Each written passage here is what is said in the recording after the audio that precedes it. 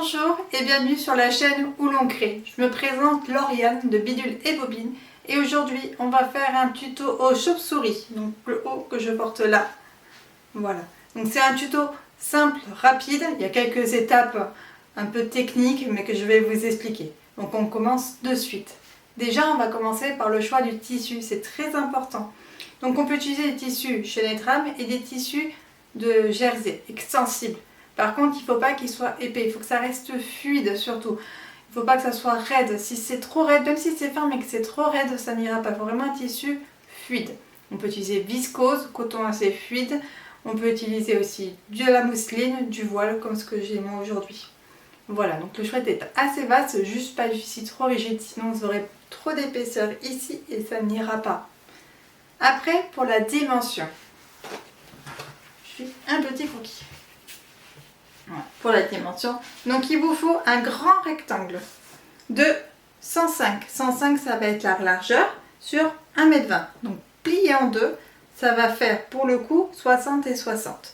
Ça c'est des mesures que vous pouvez changer si vous voulez plus long, si vous voulez plus court, si vous voulez plus large aussi, il n'y a aucun souci. Donc plus large, vous pouvez bien sûr, vous avez normalement les tissus sont 140 de large, vous avez de la marge. Moi j'aime bien, ça arrive au niveau du coude, mais on peut faire arriver plus large. Mais attention, si c'est plus large, ça va encore plus bailler, je vous montre ici. S'il y a plus d'épaisseur, vous allez avoir de la masse en plus ici. Donc bien prendre en compte ceci. Donc ça va être les mesures standards, à peu près. Hein. Selon votre taille bien sûr, si vous êtes plus ou moins large, plus ou moins fine, n'hésitez pas à changer ceci. Une fois qu'on a coupé le carré, on va le plier en deux. Vous allez faire les repères, les centres.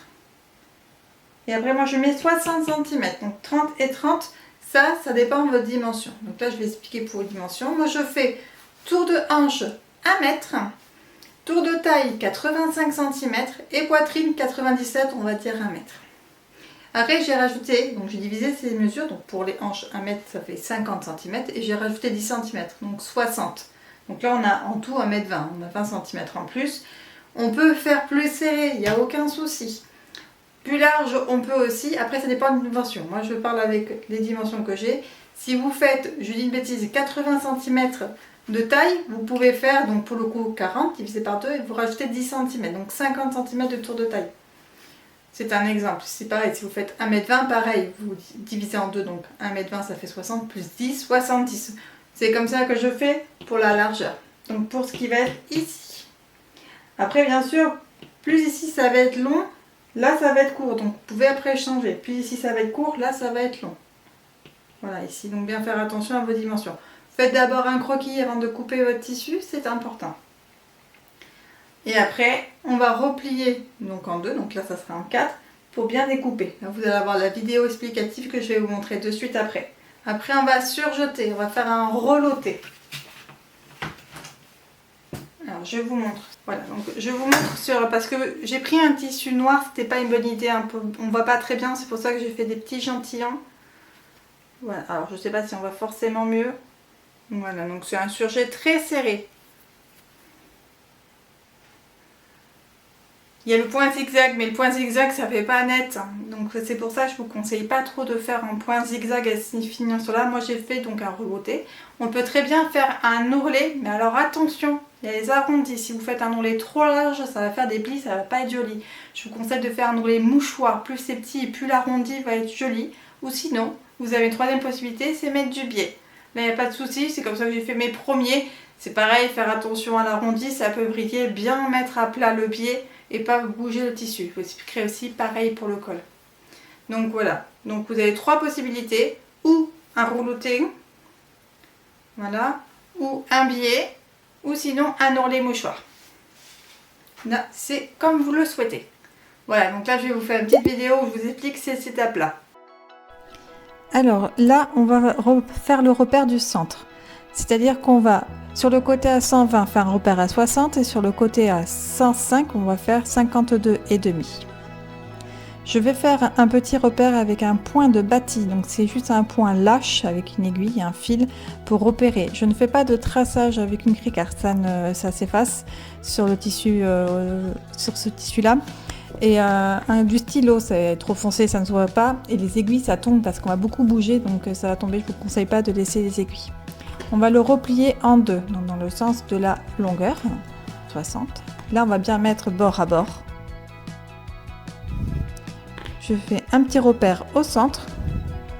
J'avais fait à ras, ce n'est pas une bonne idée. Si vous voulez faire un petit repère, que ce soit au stylo, à un point bâti, surtout mettre un peu plus loin, pas au ras, parce qu'après vous allez ou faire l'ourlet ou faire un reloté. Donc vous allez l'enlever, le cacher. Donc surtout pensez à le faire, pas comme moi, un peu plus haut.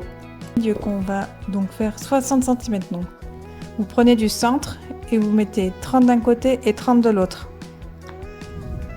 Après pareil, donc un petit point bâti, donc pas au bord comme j'ai fait, mais vraiment un peu plus haut, parce qu'après ça va être caché sinon par le reloté, comme je disais, ou par l'ourlet. On plie en deux. Là, on va faire l'arrondi.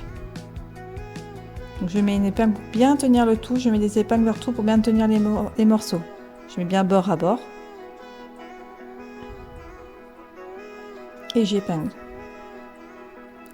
Je préfère bien épingler parce qu'il y a quand même 4 épaisseurs du tissu. On est sur un tissu en polyester qui est quand même assez fuyant. C'est pour ça que j'épingle bien. Là, je fais un repère du haut jusqu'en bas, donc 30 cm. C'est pas exactement un rond parfait parce qu'on a 22 d'un côté et 30 de l'autre, mais je trouve ça plus harmonieux. Là, je fais arrondi sur la pointe. On peut laisser ou en pointe ou faire un arrondi un peu plus marqué. Moi, je fais comme ceci. Là, c'est vraiment libre à ce qu'on veut, ce qu'on a envie. Pareil, j'épingle des deux côtés pour pas que ça fuit quand je coupe. Et une fois que j'ai fait le repère, je coupe. Alors, on voit pas très bien. Je vais faire un petit plan après.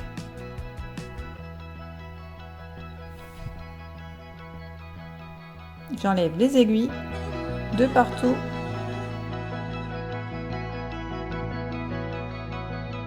Maintenant, on va passer à la surjeteuse. Donc, je vais faire un reloté.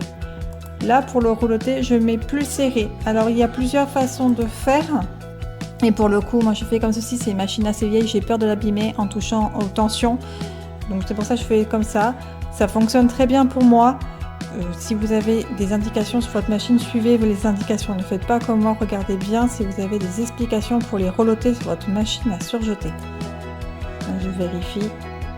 Je fais un petit test sur une chute de tissu pour voir si ça convient, si l'enfilage est bon, si le point me plaît. Voilà, on voit pas très bien, on verra mieux après. Et donc là maintenant je passe sur le tissu. À savoir que tout à l'heure on était sur vitesse 2, là on est sur vitesse 4. C'est pour que ça aille plus vite, c'est juste pour vous montrer. En vrai, c'est beaucoup plus long parce que c'est un point très serré, donc c'est très long. Surtout quand on a un grand métrage, c'est assez long comme piqûre. Mais c'est quand même plus rapide qu'un ourlet ou qu'un ourlet mouchoir. Voilà ma petite poubelle de table qui me sert quand j'ai des fils, des miettes. Je mets dedans. Bon, il y en a quand même par terre. Hein. Et voilà pour l'ourlet, pour le rouloté.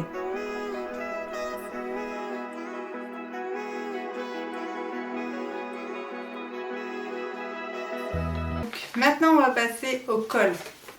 Voilà, donc ça, c'est le gabarit qu'on va donc couper sur le tissu. Donc, on peut faire à sa guise, mais il faut faire attention de ne pas le faire trop large ou trop penché en bas, sinon ça va bailler devant ou ça va aller trop sur les épaules. Moi, je fais ces dimensions-là, donc ça fait 22. Et après, donc pour le coup du bas, enfin du dos jusque devant, là j'ai 15. Vous tracez donc une croix et vous mettez ici. Alors là, ça va être le milieu de la croix. 4 cm ici. Et après, vous avez 11 cm ici. Bien important que ce soit plus court devant. Hein, ça, c'est très important. Et après, vous plongez. Plus vous plongez, et plus sur tous les côtés-là. Mais aussi, ça va être compliqué à ce niveau-là. Donc, bien faire attention pour ceci. J'ai fait un trou ici. C'est pour qu'on voit le repère milieu qu'on a fait sur le tissu, c'est important, comme ça évite de regarder, de tout toucher. Il y a aussi un détail que j'ai oublié de marquer sur la vidéo, je vais essayer de l'indiquer avant, c'est que j'ai oublié quand j'ai fait le petit repère du milieu, il faut aussi faire des repères aussi hein, pour le col, sinon c'est compliqué à poser. Donc ça c'est pour le col. Après le choix de la finition, il va y avoir plusieurs options qui vont pouvoir être adaptées pour vous. Ou comme j'ai fait, donc pour le coup j'ai enlevé le haut justement pour que vous puissiez voir ceci. Moi j'ai fait un biais caché, donc rentré à l'intérieur. Je vais retourner pour vous montrer autre chose, mais voilà. Donc vu que c'est du noir, on va pas voir grand chose. Voilà, donc là on voit le tissu qui va être ici, le biais va à l'intérieur. On peut faire un biais extérieur, donc ça va se représenter, ça va présenter comme ceci, hein. Donc on va voir le biais. Ou sinon, vous avez aussi la possibilité de faire donc une parmenture. Je vous montre sur un autre vêtement que j'ai fait il n'y a pas longtemps. Donc ça va être ici, c'est ceci. Donc c'est un bout de tissu qui va se présenter un peu comme une doublure. Donc là c'est d'un patron déjà existant, hein. Donc voilà pour ceci. Donc là c'est le dos. Et si vous voulez faire, justement la parmenture va aider à ce niveau-là, c'est si vous voulez faire une ouverture ou un col en V. Un col en V avec du biais, ça va être compliqué. Donc là, pour une parmenture, c'est bien pratique quand on veut faire un col en V ou une ouverture comme celui-là. Doubler, je ne vous conseille pas, ça va alourdir. Déjà qu'il y a de la masse à ce niveau-là, si vous doublez, ça risque d'être encore plus lourd. Donc je ne vous conseille pas de doubler ce genre de finition. Donc là, vous avez le biais caché ou la parmenture. Voilà. Maintenant, pour la piqûre, elle va se faire pour le biais caché. Donc là, on va faire comme moi j'ai fait, ça va se faire en 2 étapes. La première va être de poser, donc pour le coup, le biais sur le tissu. Donc là, hein, regardez pas, il n'y a pas besoin de surjeter. Donc, endroit contre endroit, le biais, vous allez là, lui il fait 4 cm, il faut 3 cm. Là, il faudra couper ceci, ça vous en avez pas besoin, ça c'est un biais du commerce. Vous pouvez très bien le faire avec vos tissus, c'est même conseillé si vous avez un tissu plus fluide de le faire avec votre tissu car le biais des commerces a tendance à être assez raide, donc ça peut alourdir le col. Donc c'est pour ça que moi je l'ai fait avec le biais du commerce, mais je vous conseille de le faire si vous... en plus il y a des chutes de le faire. Donc attention, le biais c'est quelque chose qui est de biais. Hein, vous ne coupez pas le tissu droit, sinon vous ne pourrez pas faire l'arrondi du col. Il faut bien le couper de biais, c'est très important. Vous avez plein de vidéos qui vous expliquent. Donc là, vous coupez à 3 cm et pas à 4. Hein. Si vous avez du biais tout fait, vous coupez. Ce que j'ai fait. Hein.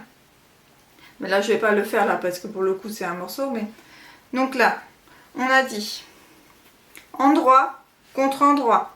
Alors, bon, je prends un biais de couleur parce qu'avec le noir, on ne voit pas. Donc là, comme j'ai dit, ils font 4 cm. Vous enlevez, il ne faudra plus que 3 cm. Donc endroit, toujours contre endroit. Donc si vous avez un biais du commerce, mettez le côté plié, parce que là ça sera enlevé. Vous enlevez le côté, mettez le côté plié ici. Vous coupez à 8 mm du bord. Voilà, donc ça va se présenter comme ceci. Donc là je l'ai déjà piqué. Après vous faites, donc là comme ceci, donc là c'est l'endroit. Vous pliez au bord. Donc là c'est plié. Vous retournez. Et vous allez encore replier une deuxième fois. Vous piquez pas, là vous juste vous pliez. Hein. Voilà, comme ça à l'endroit. Donc comme ceci. Il faut que derrière on ne voit pas le biais. Voilà, il faut qu'il ne soit pas visible. Donc ceci, et vous piquez au bord du biais, à peu près 1 cm, bien au bord. Et là, vous aurez fini la pose du biais. Voilà, c'est assez simple à faire. Il faut prendre son temps, il ne faut pas aller trop vite, ça c'est important par contre. Voilà, donc ça sera le plus gros des étapes, ça va être l'encolure et la boutonnière si vous faites une boutonnière. Sinon tout le reste est assez facile. Voilà. Donc maintenant on va faire le col. Donc avec le morceau que je vous ai dit, on va bien le placer avec les repères bien au centre. Moi j'ai épinglé parce qu'avec la craie ça tenait pas. Donc j'ai épinglé tout le tour.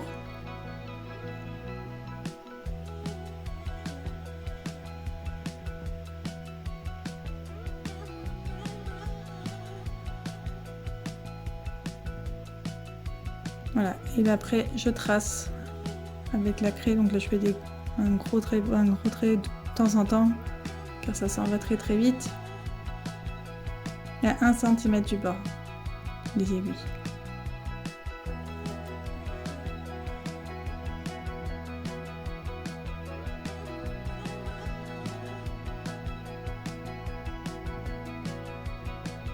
Là, on va couper le trait qu'on a mis.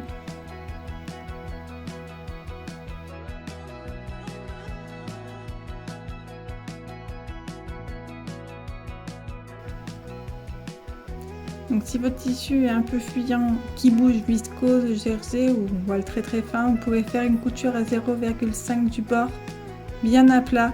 Comme ça évitera que votre col y bouge. Moi je l'ai fait.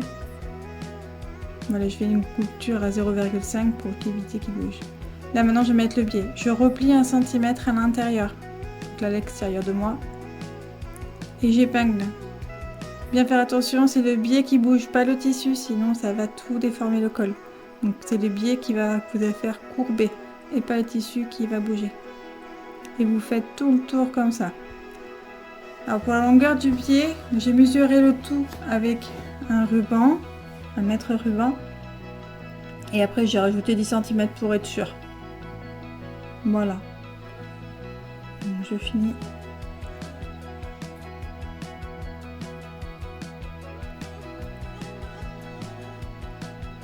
Et on coupe le surplus.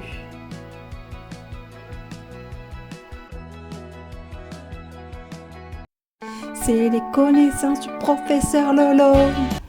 Pour les machines à coudre, il y a plusieurs aiguilles selon les tissus. Bien faire attention, chaque aiguille a son tissu et vice versa. On va avoir donc les aiguilles classiques. Donc celles-ci sont les aiguilles universelles pour tout ce qui va être tissu chaîne 3, trame, coton, polyester. Après on va avoir aussi les aiguilles de jean. Donc là souvent c'est les tailles 90-100, je parlerai après pour les tailles. Donc, les aiguilles vont être un peu plus pointues mais aussi épaisses, une tige un peu plus résistante pour pouvoir passer dans la matière facilement. On va avoir les aiguilles, alors on va avoir après des aiguilles à mailles, donc jersey, mailles, elles vont être au bon arrondi pour éviter de couper le fil sur le jersey, parce que si on coupe le fil après ça va faire un trou qui va s'agrandir au fur et à mesure, donc là le bout va être arrondi. Après on va avoir les aiguilles cuir. Les aiguilles cuir vont avoir une pointe plus affinée, souvent un peu triangulaire, et elles sont aussi, le tige est aussi plus renforcée pour pouvoir bien passer dans la matière sans péter l'aiguille. On va avoir après des aiguilles spécifiques pour le quilting, pour le métal. Les fils métalliques vont avoir le chat plus épais pour pouvoir bien passer le fil sans qu'il puisse s'effilocher. Après nous avons des tailles, donc plus le taille est gros, plus le tissu sera épais ou résistant. Pour les voilages, on va être sur du 60, les petites mousselines 70, et plus on va avoir le tissu épais, plus ça va monter. Jean 90, 100, 110, cuir, on va être pareil, sur du 90, ça peut monter. On peut avoir jusqu'à 160, voire plus pour le cuir. Bien faire attention, si vous utilisez bien sûr une aiguille trop fine pour le tissu trop épais, ça va casser. Et si vous utilisez du tissu trop épais pour du fil trop fin, ça va abîmer votre tissu. Bien faire attention aussi à la qualité de votre aiguille. Si elle est émoussée, il faut la changer. Ça peut abîmer le fil de votre tissu. Donc bien vérifier et la changer assez régulièrement. Bien faire attention à ça. Si elle est tordue, c'est pareil, la changer. Parce que sinon, ça peut abîmer votre machine. Très important, les aiguilles. Bien faire attention aux aiguilles qu'on utilise pour le tissu. C'était les connaissances du professeur Lolo. Là, on va coudre à 0,8 du bord. Tout le tour, moi je commence par le dos. Ça se voit pas, hein, mais c'est mieux. Bon, j'aime bien commencer par là. Alors, vu que les aiguilles sont droites, je les enlève pas forcément. C'est rare quand ça tombe sur l'aiguille. Et maintenant, on va replier. Alors, comme je vous ai expliqué sur la vidéo juste avant, comment on fait.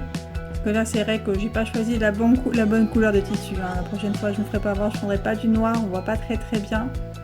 Donc là, on replie et on épingle tout. Il faut bien faire attention qu'on ne voit pas le biais sur l'endroit. Donc bien vérifier quand on épingle.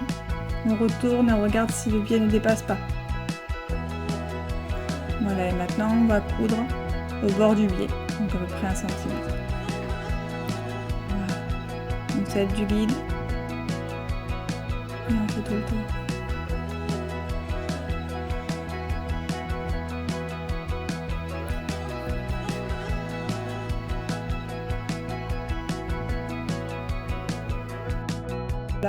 Et là, très important, une étape à pas oublier, bien repasser Si le tissu est trop fragile, vous pouvez mettre, comme j'ai fait, un papier cuisson. Là, c'était vraiment pour montrer, il n'y en avait pas besoin sur le tissu que j'avais. Pour bien aplatir. Voilà, maintenant le col il est fait. Vous allez replier en deux. Donc là pour le coup, envers contre envers, c'est le devant qu'on va voir. Ça c'est très important. On va faire donc des piqûres pour maintenir les piqûres de côté. Je vais vous montrer sur mon tableau. Voilà. Donc là, c'est la piqûre, c'est celle-ci. Moi, je la fais un peu courbée pour la taille. On peut très bien la faire droite. Il n'y a aucun souci à ce niveau-là. Là, c'est vraiment selon vos mesures. C'est bien faire attention. On rajoute 10 cm.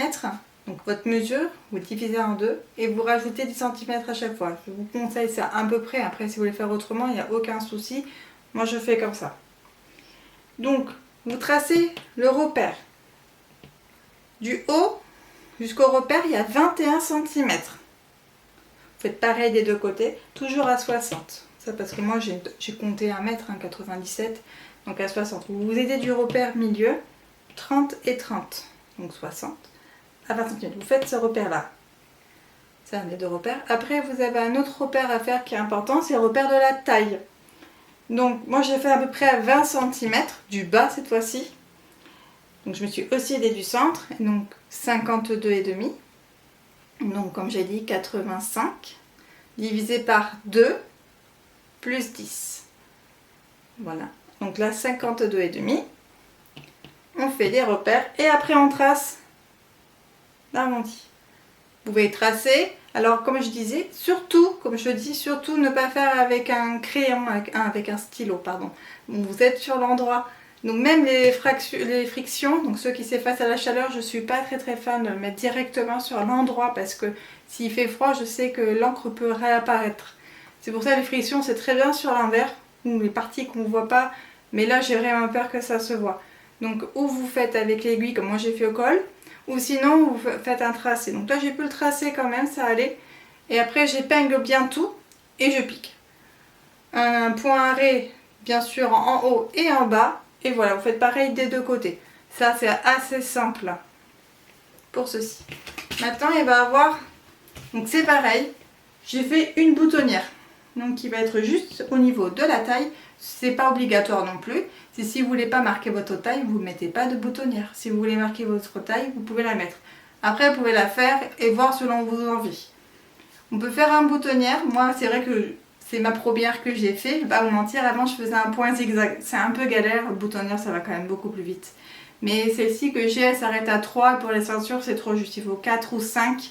Donc si vous avez des boutonnières, enfin un pied de biche boutonnière manuel, je vous conseille ceci, vous pouvez bien régler à 4 ou à 5 cm. Sinon il faudra mettre une ceinture plus fine, hein, c'est pas grave non plus. Donc pour les boutonnières, là je vais mettre 23, donc 23 cm. Ça va être le haut de ma boutonnière. Donc vu qu'elle fait 3 cm, ça va être jusqu'à 20 cm. Ça va être vraiment à la taille.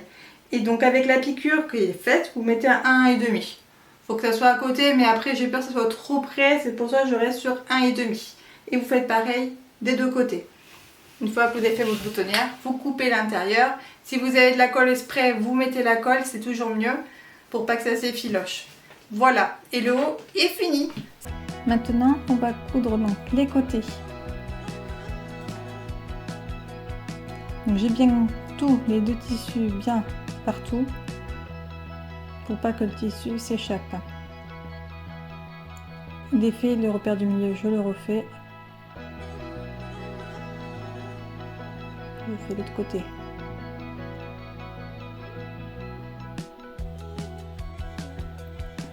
Maintenant je vais m'aider du centre. À 60 cm comme on avait fait en bas, on va faire pareil, donc 30 d'un côté et 30 de l'autre côté.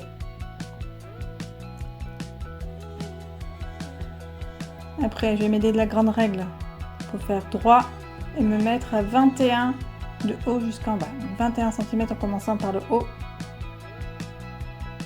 Et je garde, donc on peut faire un point de bâti. Là, je garde les aiguilles parce qu'on va de suite travailler ça, mais on peut faire un point de bâti si on veut, si la matière en a besoin. Donc je fais pareil de l'autre côté. Donc à 30 cm, je mets ma règle droite d'en haut et en bas et après 21 cm du haut. Et je descends bien mes aiguilles, un repère de 30 à 21.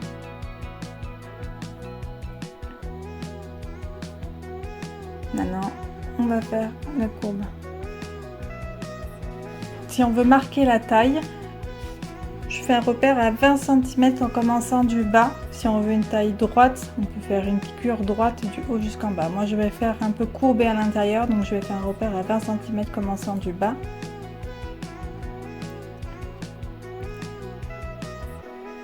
Je mets la règle pour être bien droite. Et je fais pareil 20 cm aussi au milieu, ça va m'aider pour après.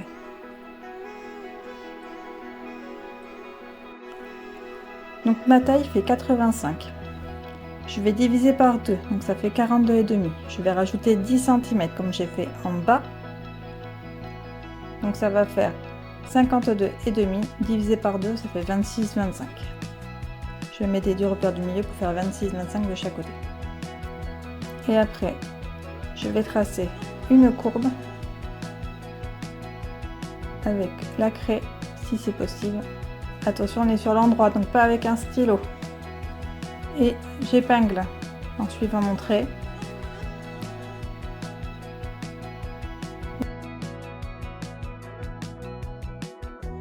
Et je vais piquer.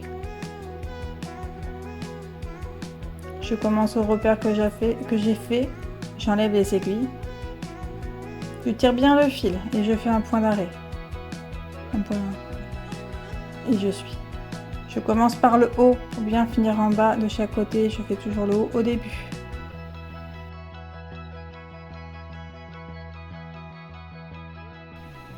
Maintenant, si on souhaite, on n'est pas obligé, si on veut mettre une ceinture pour marquer la taille, moi je vais faire une boutonnière. Donc là, je fais un repère à peu près à 23 cm du haut, parce que je vais la mettre à la taille, à 1,5 cm de près de la couture qu'on a fait juste avant. Là, j'épingle bien pour que le tissu ne bouge pas. Et je fais les deux côtés. Si on ne peut pas épingler, on fait un repère à la craie de la longueur souhaitée.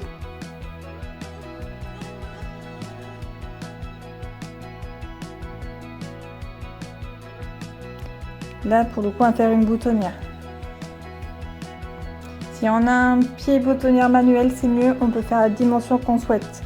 Si les ceintures sont grandes, une boutonnière comme j'ai, c'est un peu juste, elle fait 3 cm, c'est bien 4-5 cm pour une ceinture. Donc si on a une boutonnière manuelle, cela est mieux.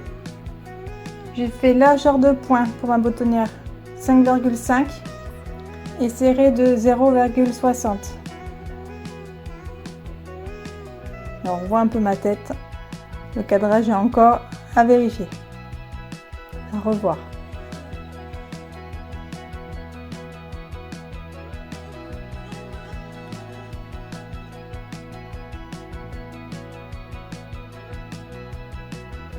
Et voilà ce que ça donne avant de le couper. Si on a de la colle textile liquide, on peut en mettre au milieu pour pas que ça s'effiloche. Moi, j'en avais pas. Donc j'enlève tous les fils de partout.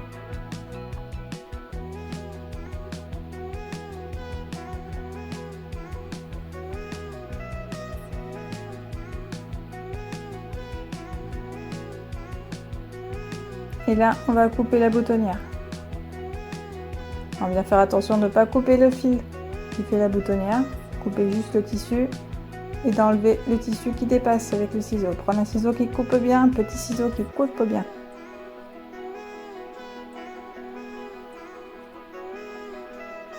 Et voilà ce que ça donne une fois coupé.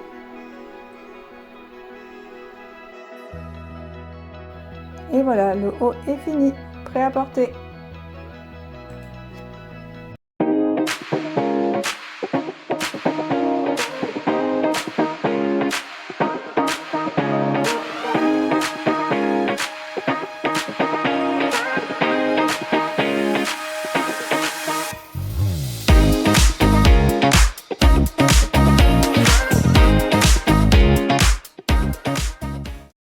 Et voilà, le haut est fini.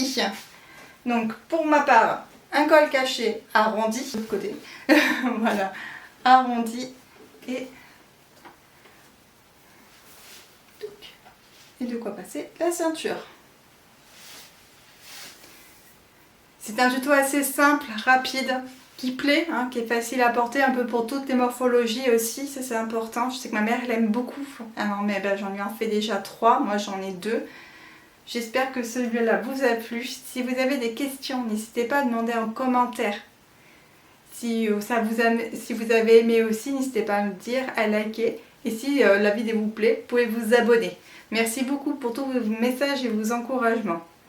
Je vous dis à bientôt, au revoir et surtout, restez créatifs. À bientôt!